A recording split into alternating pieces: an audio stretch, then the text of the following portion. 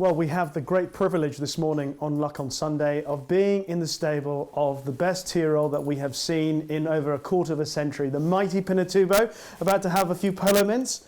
Oh, what a lovely horse he is. Charlie Appleby is training alongside me, and the man who's been looking after him and actually was enjoying the success yesterday. What a horse, and what a lovely, relaxed, laid-back animal he is, Charlie. Has he been like this from the moment he arrived at this yard? He has. Genuinely, I mean, we'd love to be able to claim that we saw him in the spring and said he was going to be, winning the Dewhurst, but and pretend that we're all great judges. But look, I have to say that he's just been one of those horses was in the string and would go about his business and do the work he was asked to do, and that's why. And no disrespect to where he started off. He started there for a reason that we felt, as his best opportunity to win there, rather than going up to one of our Newmarket meetings in the spring there. He's been a pleasure to be around, and as you see, he's just horizontally laid back, which is great. I mean, that's what's given him the constitution to do what he's done. A lot of people have asked going into yesterday, is it going to be one race too many? When you see a horse that's had 5 runs at the level he's been at as well over the last three starts, well, 4 starts to be honest with you, you did say, are we asking too many races from him? But because he does so little in between, well, no, I say so little, he does nothing in between his races apart from eat, sleep and drink, and that's about it. And then go out for his normal exercise. Jasmine looks after him fantastically well, and Giuseppe rides him, and Connor obviously runs this side of the barn. And this horse will be turned out every day, and Marie Murphy and her team are quietly watching what he's up to. But look, he's been an honour to be around. Well, yesterday it looked as if, watching it, that he had a fairly hard race in that ground. But how has he pulled up out of it? What sort of exertions did he have to go through to win the Dewhurst? I'll be honest, as I spoke to Marie the day before, and we were asking about what exercise he should do the morning of the race, and we were, as a rule, my horse would generally go and have an easy hack canter in the morning before they head off at Newmarket runners, or local runners. But he's been away for all of his runs, so he's only ever hand walked, and so we decided we'd just tack walk him there yesterday morning. Concern was, because he's so laid back, was whether he would actually wake up at all during the day, because a 5-minute box ride from here to Newmarket racecourse might not be enough to get him motivated. But anyway, thankfully he was motivated enough to get in front. But it's, as you see there, the constitution of him, he's only lost 4 kilos. Running in ground like that, you'd expect it to lose a lot more than that. Putting up, what would you expect him to lose? Yeah, just on a local run at Newmarket, anything between sort of 6 to 8 kilos on a run, and then maybe in that sort of ground you could be pushing the 10 kilo mark. But 4 kilos is what he lost. So what does that say about him? I think that just tells the constitution, more so not so much the constitution, but everyone was expecting this, this explosion. Yeah. But in that ground, you're always going to find it hard to see acceleration. I mean, though everyone likes to think of a good horse, quick and clear, but on that ground, no athlete really wants to be running in soft ground. So that's probably taken a bit of the acceleration off of him, but I think he's just he's matured into it, that he just does what he needs to do. And I was confident. I can't say I was confident all the way throughout the race.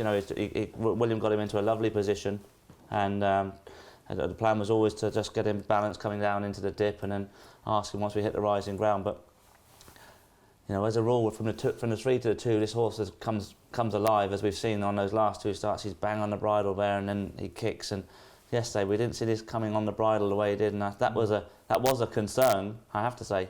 But once he got within half a length of Arizona and got offsides him, full credit to the second horse. He battled all the way to the line, but this horse was never going to get beat from there on. Interesting thing about him, I wonder, you could tell me more. If you didn't have that explosive nature early on, or if you were aware of how good he might be early on, would he have had the campaign that he's had this season? Look, he's been campaigned in respects to, I say, he started at Wolverhampton there. He took that race. The one thing we learnt about him at Wolverhampton was he was a very sort of a mature horse. He was a bit slow from the gate, but the rest of the race he was going through gaps, and James was asking him questions that most horses would normally be very green to and shy away from. Yeah. And everywhere James put him, he went through the gaps and picked up well, and that sort of gave us the encouragement to go to Epsom with him. And then at Epsom, as we saw, there was one horse there that got 3 on the lead there, and you would have question marks whether he was going to. You always hopefully the horse was going to come back, but he had a lot of ground to make up. But James said himself, he said, I got there too soon in the end. And then from there, timing-wise, it all worked out very well. From Wolverhampton to Epsom, to Epsom to Ascot, and Ascot. Then we obviously went to Goodwood, and Goodwood then onto the National. But so I felt he had the timing was right. But more importantly, it's just the way the horse takes his races. I mean, just see now. He's beautiful, isn't it? Beautiful, he's, just watching him. Just most horses would come back, they'd be a bit more lit up, or they'd be, of course they're entitled to be fatigued after a run like that. But he's like that. He'd be like this in a week's time still. So this is just the nature of him. I know you're not going to get drawn into. You're wise enough not to get drawn into who's the best, all that sort of stuff. So what I'd like to ask you about is what's to come with him next year. Will it be a winter in Dubai, straight to the Guineas, first of all? Those discussions will be had over the next few weeks, really. The Dubai team is already sort of put in place in respect to the Carnival team are already earmarked. And he wouldn't race in Dubai? No, he won't race in Dubai, no.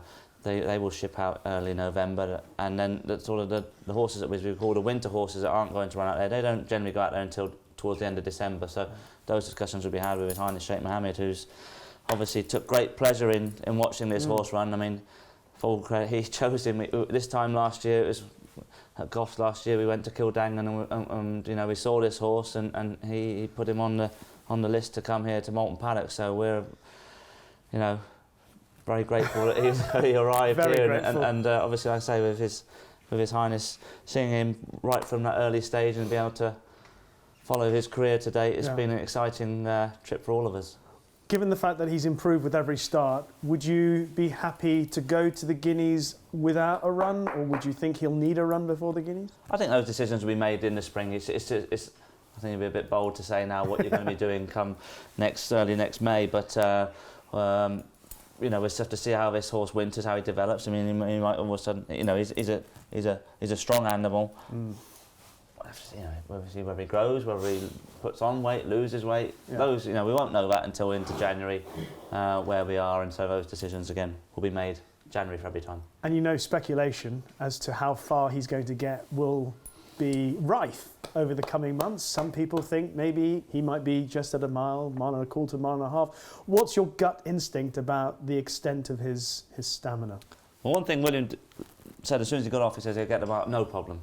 He was very confident in that, and I think we could all see that in the way he galloped out.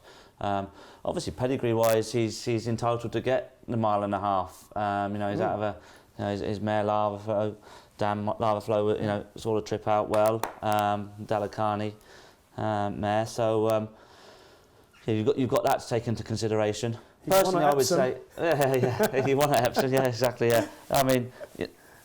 The attributes he takes to seeing out a trip is he's so relaxed. He can jockey can put him where he likes in a race, and as a rule, the first half of the race he's generally asleep and off the bridle. It's not until you come to the crucial part this fella starts to wake up. But so he has the attributes to be able to get the trip in that respect. But I see him probably as a 10 furlong horse, but maybe it's because I'm just not being brave enough to say he's a mile and a half horse yet, doing what he's doing. But again, nice discussions to have, and.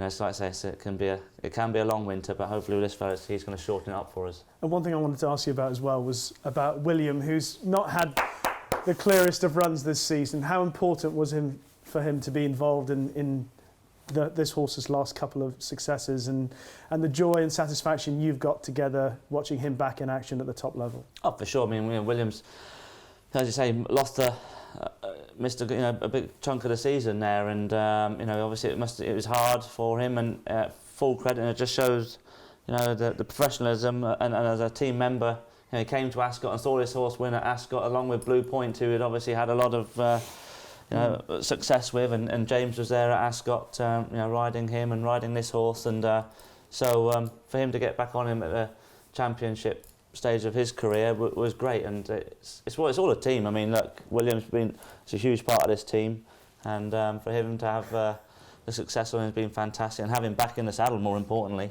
Yeah. But like I say, we're just very, very lucky in the team we have here, and you know, James is far from being a backup jockey. Yeah. He's just he's a part of the team, and a very important part of the team. So, you know, with William and James, it's great to see them all having winners. He'd be the best backup jockey in the history of horse racing.